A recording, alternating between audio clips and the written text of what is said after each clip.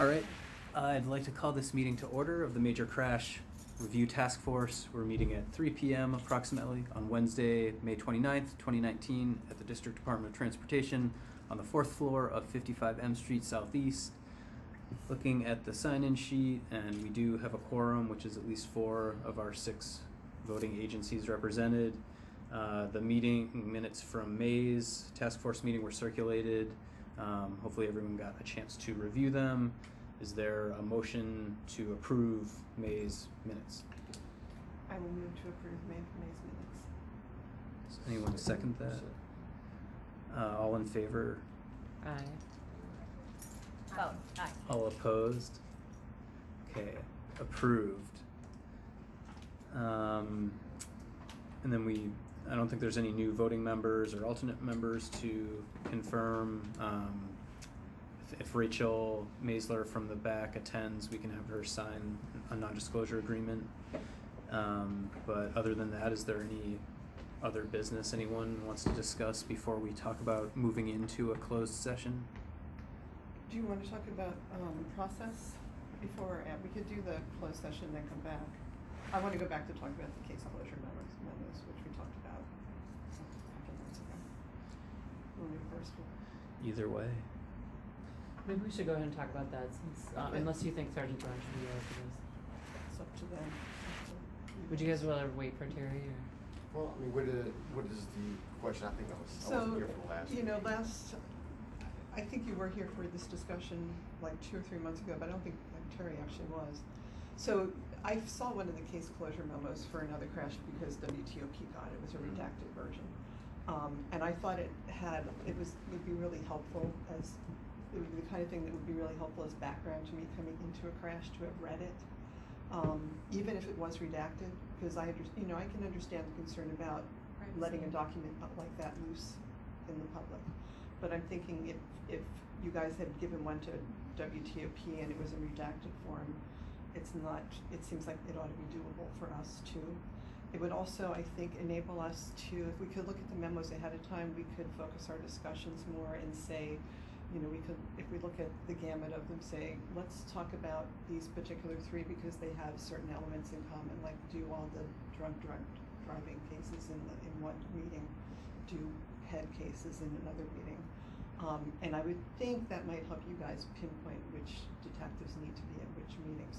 We could also, look at them and say, I don't necessarily need to be briefed about some crashes. Some crashes, the information could be so straightforward in the report that we wouldn't necessarily have to have a meeting to discuss it. And if we do what we're supposed to do under the statute, which is look at every case that you guys investigate, then we haven't been able to do that because we can only do so many cases each month. Whereas I'm thinking if we can look at them on paper first and kind of narrow our focus to the ones that we think would really benefit from a group discussion. So you're saying like 3 cases that we want to review per month. You want the redacted version of the closure memo? Yeah, or I want to do what you guys are comfortable with. That's one way to go. If that puts too much of a burden on you to do the redacting, then maybe we could have the full report available, but only in at MPD. We could come down, either I or somebody else could come down and look at it, take notes, and share those sort of non-sensitive parts with other people. I want to do it so you're comfortable with it. No, I don't have a problem with redacting a memo. I just wanted to see with our 40 folks, because of the ones who would redact everything for us, but it's going to be at our, this is what we want to redact it. And it's only going to be sensitive information pertaining to I just know Eileen and I family identity, stuff like that. talked about it a little bit. I feel like I ask a lot of questions that if we had seen the thing before, I wouldn't be asked, like, how old were they? Right. Like, and there's so many of us now that if we all have questions, we could go on forever. It's like my little form has gotten longer because I have more questions, but a lot of the questions I can answer myself. But it's helpful to have the information beforehand. Yeah, I don't have an issue with that. Just again, we just check our 40 folks. Yeah. I just want to make sure it's not like a labor issue if the redaction takes a lot of work. Well, not even that. It's just anytime we do something like that, because technically is an internal document for us. It's what we're doing is combining this amount of work Into a couple of sheets. into a couple of sheets of paper, you know, that's going to our command staff, not necessarily going out towards the public or any other agency heads, but it does have a lot of the summarized information that you probably would want to see. And I personally don't have an issue, you know, as long as we can redact out some of the sensitive stuff that could potentially, you know, if it got out to the wrong person. You know, not saying anybody here would do anything wrong, but we got to try to but things happen. safeguard for other people's privacy. Yeah, there's no reason we have to know the names and as background. Okay, if you can check into that, like in the next month, that'd be great. One question that I had is, I think we reviewed, or this group reviewed, 17, is it 17? I'm trying to remember off the top of my head. 18 crashes from 2017. Yeah. Out of, I don't know how many y'all investigated that year. So, like, I'm wondering, because one of the things in the report that's a little unfortunate is it's like, oh, since we didn't review all of them, we can't really make, like, broad statements, or we kind of did, you know, the best we could, but it's like, I wonder if we could get some pertinent information from the other 14 at some point. So we just met with the U.S. Attorney's Office yesterday. Okay.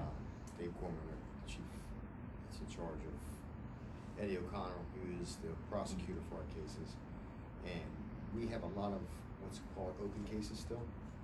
Okay. Not so necessarily open on our end. We've already come to a conclusion, and this is our recommendation. The death cases go to the U.S. Attorney's Office for review no matter what, because it's a death case. Other than a single car into a tree, you know, then there's nobody to prosecute. So he has assured us that he gets backed up, right? Backed up, and he's backed up and keeps getting new cases. Yeah. And some of them, they're handing off homicide cases to him from street homicide because they're backed up now. But we're supposed to get declinations on 10 cases within the next, I think, 2 weeks, he said. And it's as simple as they know what they're going to do with it. It's sitting on his desk. He just has to type the letter, sign off on it. But once he gives us a written declination saying that we reviewed the case, essentially we're going to decline any further prosecution in the matter. There's no prosecutable merit here. And then that case is officially closed out on two ends, our end and then the U.S. Attorney's Office. At that point, it becomes a closed case. Right, and then whatever is And then reviewable is then it reviewable. goes. Right, And then we then can you look at guys can look at everything. Okay, so those are still from 2017? We have a 2016 case that just got a warrant issued. Oh, So you're wow. talking about a 3-year-old case that was it's been open for 3 years. That went ping pong. We wanted to prosecute, and initially they didn't want to prosecute. We kept going back and forth. The police department, my detectives, we said, let's look at the totality of this. This woman has a history. You know, this is what it is. And after going back and forth, they decided, okay, let's look at it again. They revisited the case and issued a warrant. The warrant was signed yesterday on a case that's 3 years old. Okay. And the prosecutions can take a long time. So we should probably go into a closed session and do this cases then, and maybe. Is there a motion to move to a closed session of the meeting? So moved. Seconded. All in favor? Aye. All opposed? All right. So the reason we're moving into a closed session is that we're about to specifically discuss the details of major crashes which contain personally identifiable information and other sensitive material. The closed session may involve review of video, photographic records, etc. And we're actually supposed to do a roll call vote, I realized.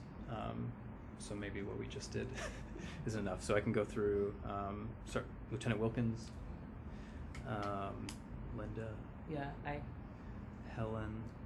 Yeah. Eileen. Aye. Kristen.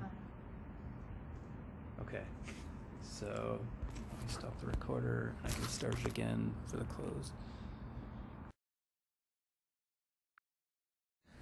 Okay, so we're back in the open session. We went into a closed session because we were discussing the specifics of crashes. Is there any other business to discuss? I think maybe just in open session, we should mention the fact that we wanna move the start time of the meeting from 3 to 2:30 to accommodate the ability to talk a little bit more before the end of the workday, Yep, we can, just so that. we'll plan to publish notice of that in the register. Is there a motion to adjourn the meeting? So moved. Seconded. All in favor? Aye. All opposed? Okay, meeting adjourned.